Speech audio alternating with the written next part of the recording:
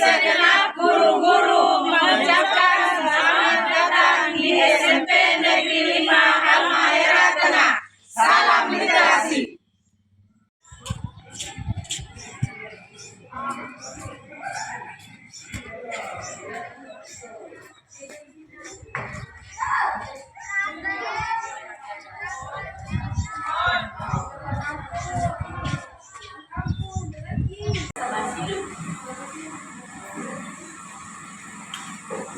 Assalamualaikum warahmatullahi wabarakatuh, anak-anak. Waalaikumsalam.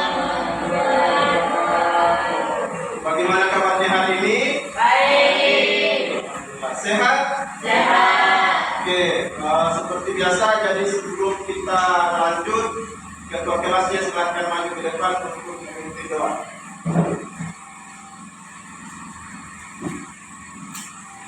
Siap gerak, teman-teman. Sebelum kita belajar mengenal dengan membaca doa menurut agama dan keyakinan masing-masing. Doa dimulai.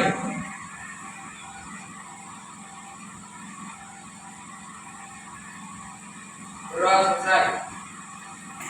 Baik, Pak Guru akan cek kehadiran pada pagi hari ini. Siapa yang nggak hadir?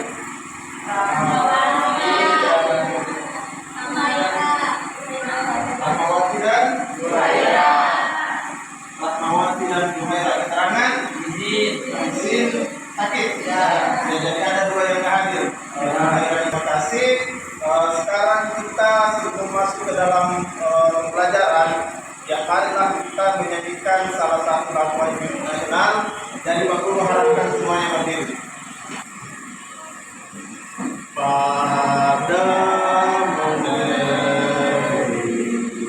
kami berjanji, padamu negeri kami berbakti, padamu negeri kami mengabdi, bagimu negeri jiwa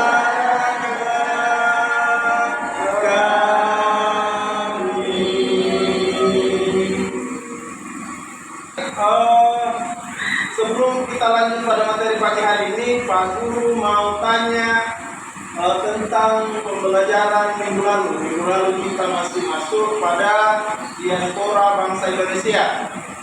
Siapa yang masih ingat tentang materi yang lalu? Pak Guru tanya suku-suku mana saja yang banyak berada di luar negeri. Ada yang bisa jawab? Ya, silakan Cynthia. Ya, tepuk tangan dulu. Ada suku Bugis, suku Madura, suku Jawa. Ya, itu yang telah diketahui banyak dan identifikasi di luar negeri. Baik, tujuan TKI. Kira-kira negara mana saja yang banyak warga negara Indonesia tinggal di luar negeri? Ada yang bisa? Silakan Kak.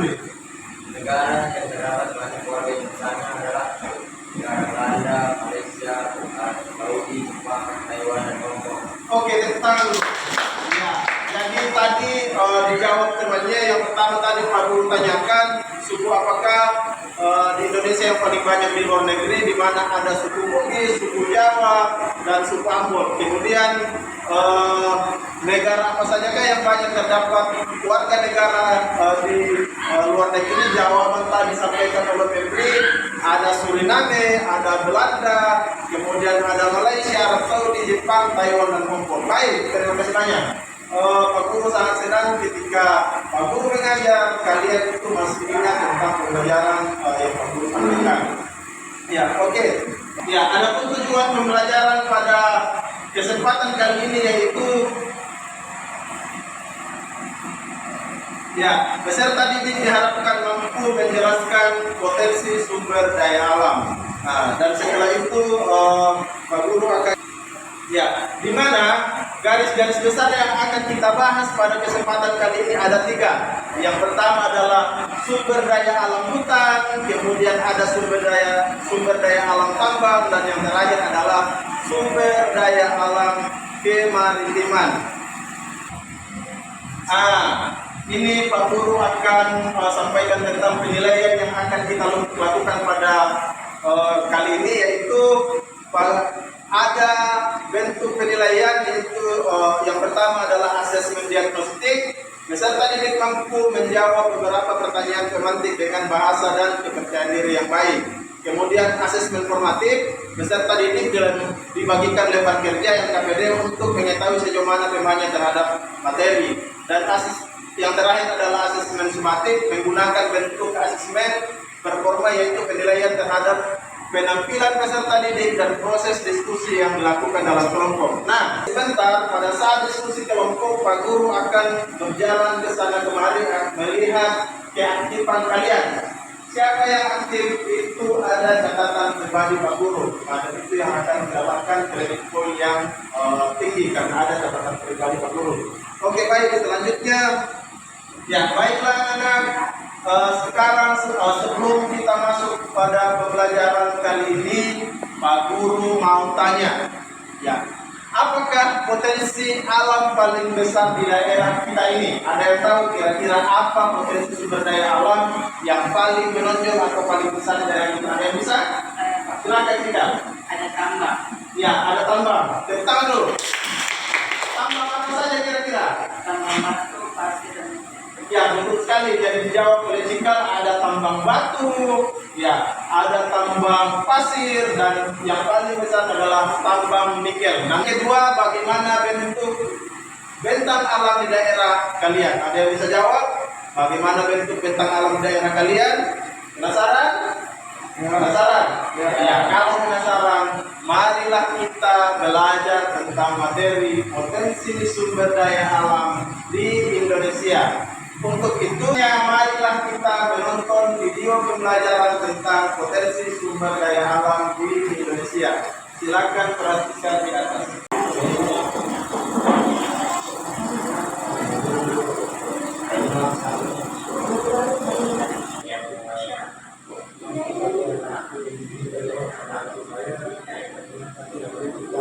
Yang bisa kasih tanggapan terkait dengan video pembelajaran yang diputar tadi pada? Ya, silakan Arun.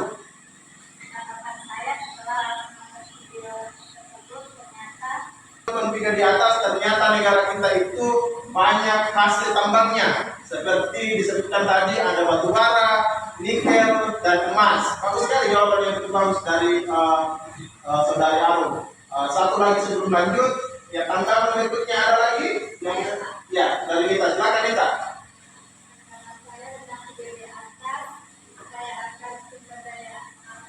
Ya, bagus sekali. Bentar dulu.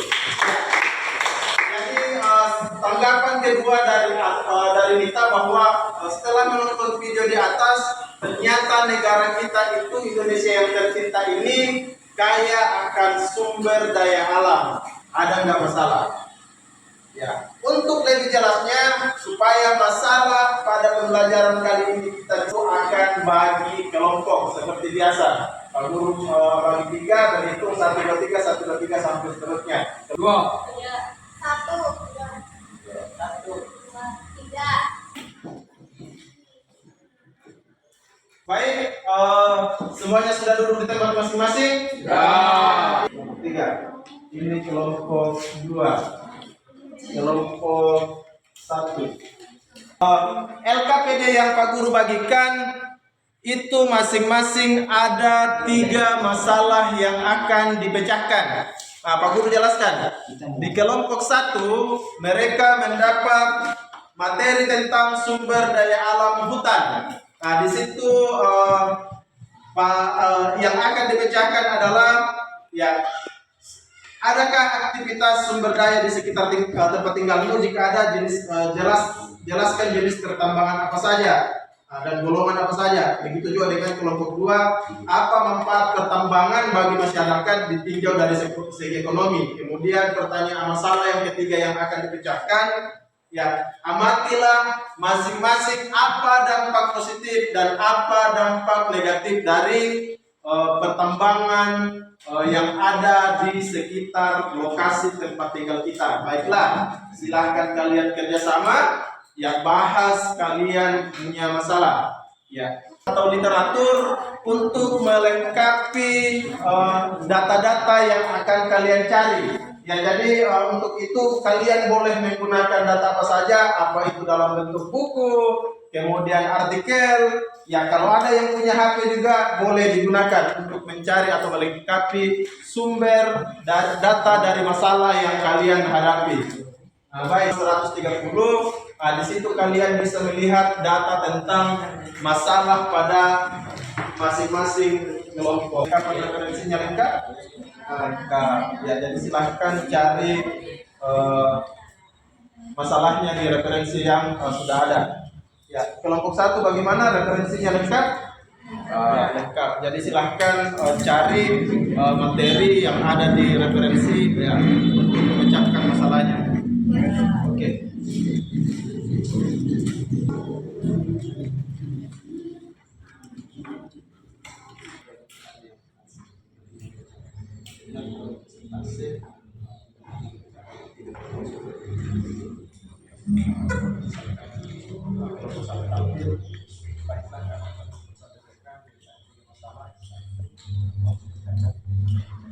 Oke, kelompok 3 apa ada masalah? Ya, jadi nanti kalau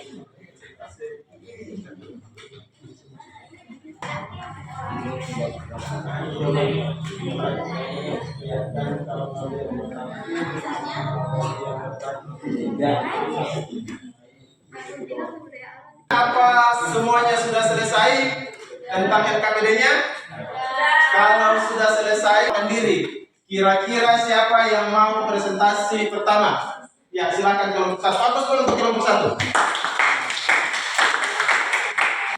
Assalamualaikum warahmatullahi wabarakatuh.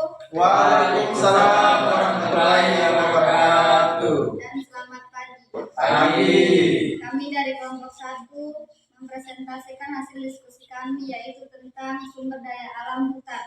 Perkenalkan, nama saya Nita Iswanti sebagai moderator, dan di sebelah kanan saya Hendra Masabi sebagai pemateri. dan di sebelah kiri saya adalah Untuk berbagai keperluan hutan, juga mengatur suplai air, mengendalikan erosi, mencegah banjir, mencegah instruksi air ke laut, dan mempertahankan kesuburan tanah. Aktivitas masyarakat di sekitar kami tentang pemanfaatan hutan sebagai kelangsungan hidup, seperti adanya masyarakat yang berprofesi sebagai pencari kayu untuk bahan bangunan, mencari rotan, kayu garu. Selain itu, ada juga yang memanfaatkan hutan untuk mengumpulkan makanan seperti buah atau umbi-umbian, dan juga aktivitas. Itulah pembaca materi dari Saudari Febri. Kami akan membuka sesi pertanyaan. Itu sumber daya alam hutan. Ada dari kelompok lain? Ya, silakan Cynthia. Tentang untuk Cynthia. Sebutkan contoh binatang yang berada di halaman. Ya, jadi ada pertanyaan yang cukup bagus dari kelompok 2 dalam hal ini Cynthia. Cynthia menanyakan, ya, adakah atau sebutkan binatang atau hewan yang dilindungi yang terdapat di Halmahera. Ya. Baik, Ya. pertanyaan dari kelompok 2 akan dijawab oleh Saudari Rahana. Jawabannya adalah burung kakatua, burung nuri, bayam, perkicik pelangi, dan ular sanca kembang. Ya. Apakah kelompok 2 bisa menerima jawaban dari kami? Baik, saya menerima jawaban dari kelompok kalian. Tadi dijawab oleh pemateri bahwa contoh atau jenis binatang yang dilindungi yang berasal dari Halmahera atau daratan kita yaitu seperti ada kakatua, ada burung nuri, ada perkicik kembang, ada juga tadi disebutkan ular sanca kembang. Itu jawaban yang cukup bagus dan sudah diterima oleh Cynthia. Baik, selebihnya saya kembalikan ke moderator. Demikianlah presentasi dari kelompok kami. Kesimpulan akan dibacakan oleh kelompok 2. Kami tutup dengan ucap Assalamualaikum warahmatullahi wabarakatuh.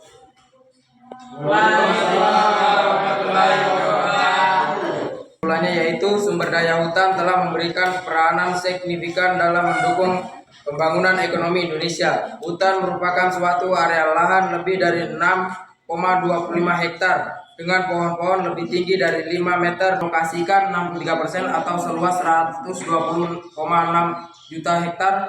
Daratannya sebagai kawasan hutan. Fungsi kawasan hutan Indonesia dapat diklasifikasikan menjadi 3, yaitu hutan produksi, hutan lindung, dan hutan konservasi. Oke, ya. Ya, selanjutnya kelompok 2 untuk naik ke atas mempresentasikan hasil diskusinya. Ya, silakan kelompok 2. Ya. Assalamualaikum warahmatullahi wabarakatuh. Waalaikumsalam warahmatullahi wabarakatuh. Kami dari kelompok 2 akan memperkenalkan diri. Saya sendiri Noviranti Pandarati sebagai moderator. Di sebelah kanan saya Rasya Endah Swasti sebagai pemateri. Di sebelah kiri saya Sujiadi Wastuti sebagai tulen. Dan Rian Setiawan sebagai anggota. Saya persilakan pemateri kami untuk membaca materi kami. Dan dirasakan oleh hampir setiap kalangan. Misalkan perusahaan menyerap tenaga kerja yang banyak sehingga mengurangi pengangguran.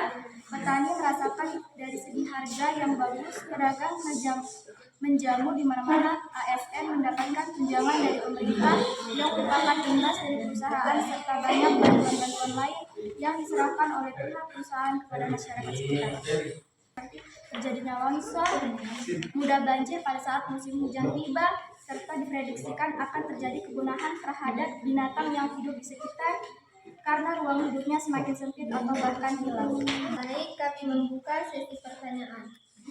Ada dari kelompok lain? Ya, silakan. Tepuk tangan dulu. Apa dampak positif dan dampak negatif yang disingkirkan dari keberadaan tambang nikel di Halmahera Tengah?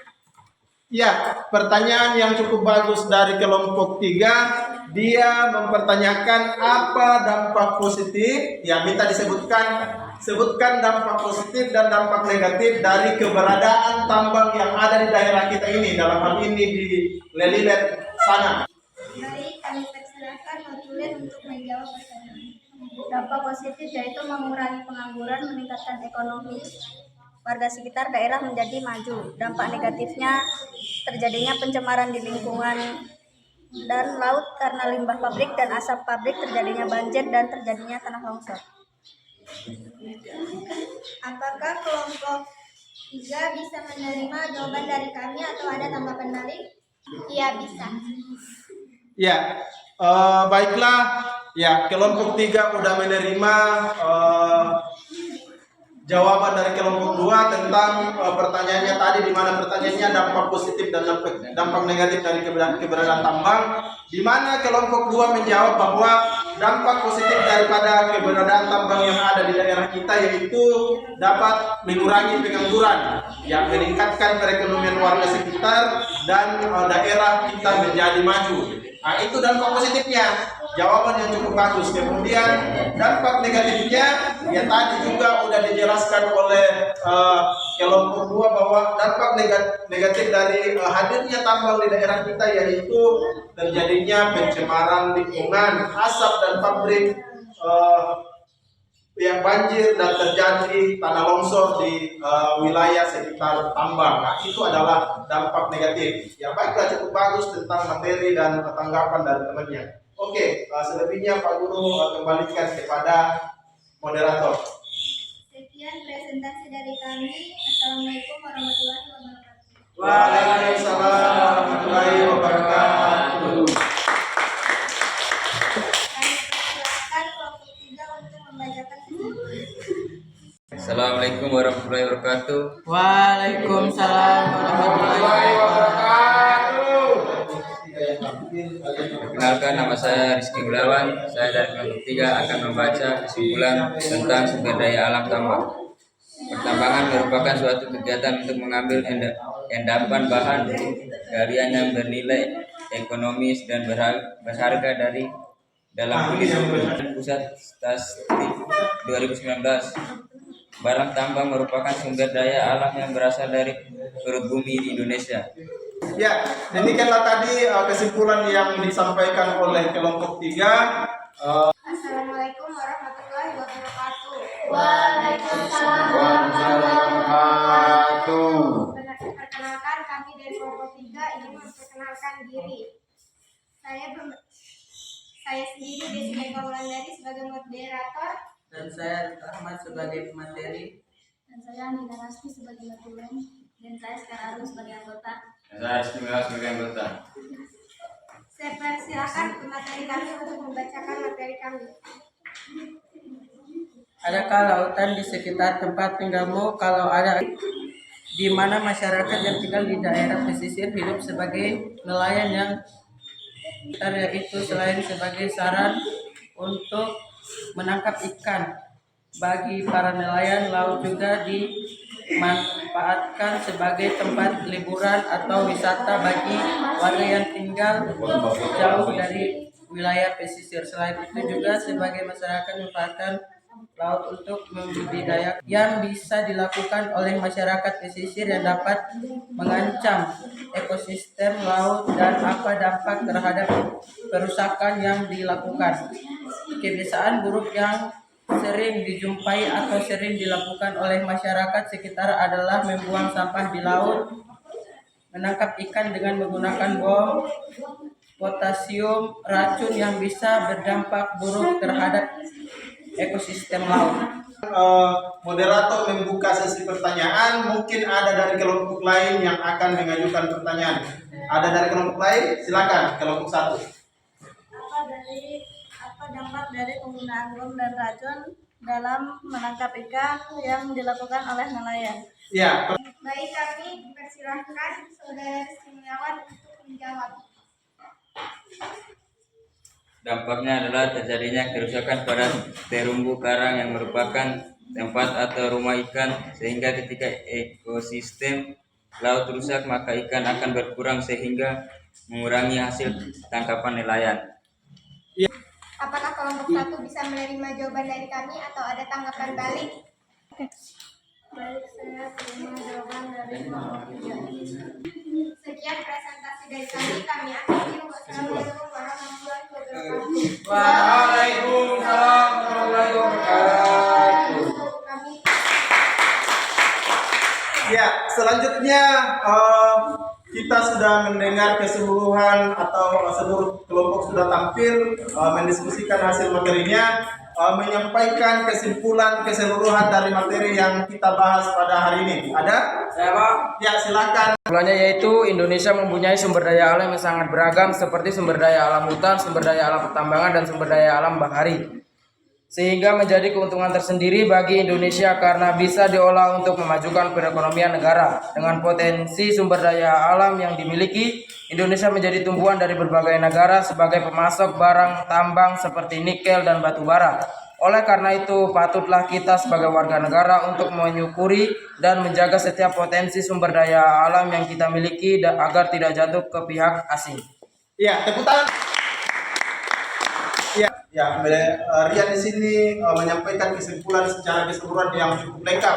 Baiklah, untuk pembelajaran hari ini, di mana kita sudah membahas tentang potensi sumber daya alam. Yang pertama dibahas oleh kelompok 1 yaitu sumber daya alam hutan. Ya, salah satu kekayaan yang dimiliki oleh Indonesia adalah sumber kekayaan hutan, karena hutan di sini adalah salah satu kekayaan yang Indonesia miliki. Ya, di mana manfaat yang bisa kita peroleh dari hutan, kita bisa mengambil apa yang ada di hutan. Dan ada pun kemudian fungsi lain daripada hutan, yaitu dengan adanya hutan maka itu bisa menambah cadangan air untuk kita. Selain itu, ya mencegah yang namanya erosi. Selain itu mencegah yang namanya banjir. Itu salah satu manfaat daripada hutan. Kemudian dari kelompok 2, mereka udah membahas tentang sumber daya alam atau kekayaan yang dimiliki oleh Indonesia yang lain seperti sumber daya alam tambang. Sebagaimana yang kita ketahui bahwa Indonesia mempunyai sumber tambang yang cukup beragam, mulai daripada emas, batu bara, minyak, gas bumi, kemudian ada nikel. Dan di daerah kita sendiri ini, yaitu Halmahera Tengah, mempunyai tambang yang cukup besar se-Asia Tenggara, bahkan untuk level dunia.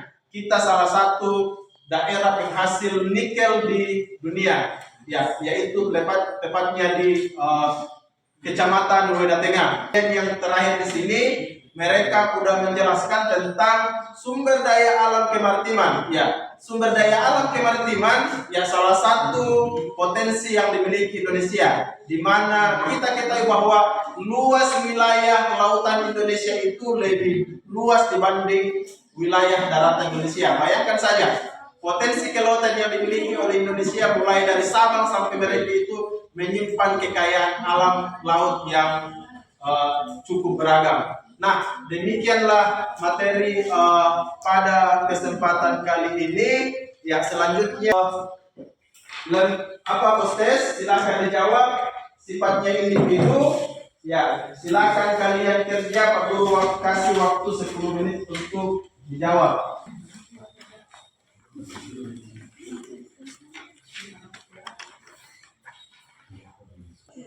Ya, bagaimana, sudah selesai? Sudah. Ya, kalau sudah selesai silahkan store ke depan, kumpulkan di meja Pak Guru terkait dengan postesnya. Ya, ayo masing-masing kumpul di atas. Baik, setelah mengumpulkan postes atau tugas individu, sekarang kita akan menjawab sama-sama tentang refleksi. Ya, Pak Guru akan bacakan, kalian yang jawab. Ya, selama diskusi saya ikut serta mengusulkan ide atau gagasan. Ya. Lanjut. Ketika kami berdiskusi, setiap anggota mendapatkan kesempatan untuk berbicara. Solusi melalui sumber referensi. Baik. Dan yang terakhir, saya ikut serta dalam membuat kesimpulan hasil diskusi kelompok. Ya, itulah kemudian refleksi pada hari ini. Selanjutnya minggu depan kita akan belajar di materi tentang aktivitas kegiatan ekonomi. Nah, untuk itu Pak Guru harapkan untuk anak-anakku sekalian, silahkan kalian cari buku atau boleh buka referensi di internet tentang aktivitas kegiatan ekonomi. Untuk itu Pak Guru anggap selesai pada hari ini. Ya, sebelum kita meninggalkan tempat, silakan ketua kelasnya maju ke depan untuk memimpin doa penutup. Teman-teman, sebelum kita keluar, marilah kita membaca doa menurut agama dan keyakinan masing-masing. Berdoa dimulai.